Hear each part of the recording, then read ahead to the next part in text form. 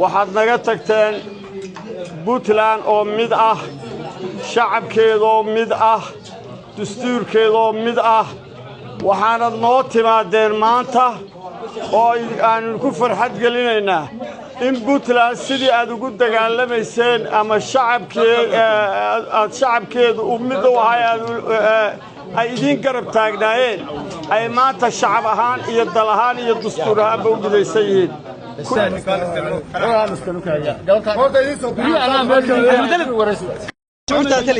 إن شاء الله.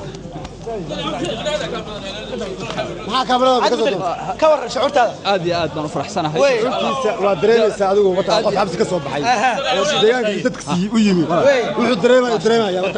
ما شاء الله halkan oo ay rabooto magaalada Garowe ee Janaal Maxamed Abdi Taanan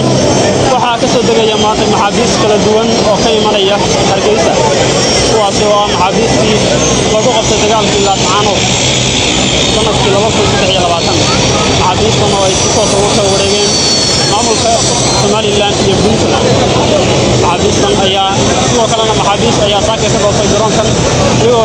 iyagoona la geeyay magaalada Hargeysa madax kala duwan iyo mas'uuliyiin kala duwan oo ka socda dawladda ayaa halka ku soo dhaweeyay maxaabiista maanta waa maalin weyn oo qiimaheeda iyo qaayaheeda leh kulle ilaa xalay shaqo iyo soo jeed iyo soo dhaweyn iyo sagootid iyo baynu ku jirnay dhammaanteen waa daalanahay ka Hargeysa ka yimid iyo keena halka jooga isku shaqo u baynu ahayn ragga inoo yimid maxaabiista ku ahaa Hargeysa ilaahay inoo keenay ciidankeena iyo maanta ciidankoodii iyo wasaaraddoodii amniga dhex fadhiya ilaahay baa bahad leh oo ilaahay baan uga bahadnaqaynaa intaa kadibna dawladda Puntland iyo madaxweynaheeda Saciid Cabdullaahi Deni oo hawsha runtii si wadaniyad Soomaalnimo islaamnimo ku jirto uga shaqeeyaan uga mahad celinaynaa intaa kadib soo dhawaada waxaad naga tagteen Puntland oo mid ah shacabkeedoo mid ah dastuurkeedoo mid ah waxaanad noo timaadeen maanta oo aan ku farxad gelinaynaa in Puntland sidii aad ugu dagaalamayseen ama shacabkeedu mid u ahay ay idin garab taagnaayeen ay maanta shacab ahaan iyo dal ahaan iyo dastuur ahaan u midaysan yihiin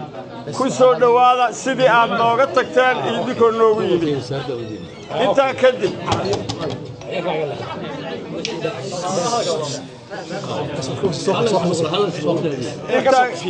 intaa kadib waa saraakiisha halgamayaasha ah ee ka yimi Hargeysa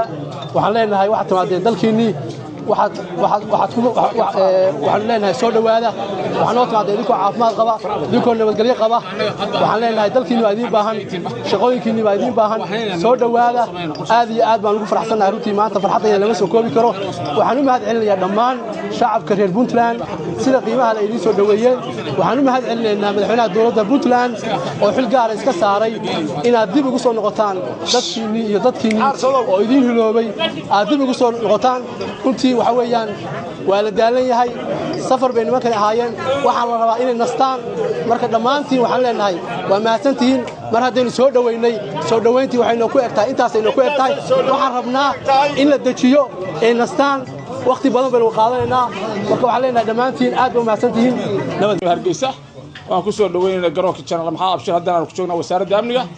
intaas markaan iraahdo waxa weeye maanta in baynu lahayn imkeena waa inoo hagaagay nimanka waa ku ayna hor fadhiya iyaga waxa hadal oo maanta laga qaadaya markaan ma jirto halkan aynu joogno waa ka xiran yahay hadalku dhamaantood iyaga wax la waraysi la yeelayana ma jiro waxaan sameeynaa waxaan joognaa wasaaradda amniga waa la soo daalay dadka ilaa saakay soo xirxiraayeen maanta dhanba qorax la taagnaa waxaan rabaa inaan wasaaradda amniga iyo jaramada laba kelmad yiraahdaan waana ka xiran yahay hadalka inta kale waan ka xirmayaa waa la qadan geenayaa in raggaan baa la qadan geenayaa meel qadaan u dhigaynaa hadalkanu intaas inoo ahaanaya marka assalaamu calaykum waraxmatullaahi wabarakaatuh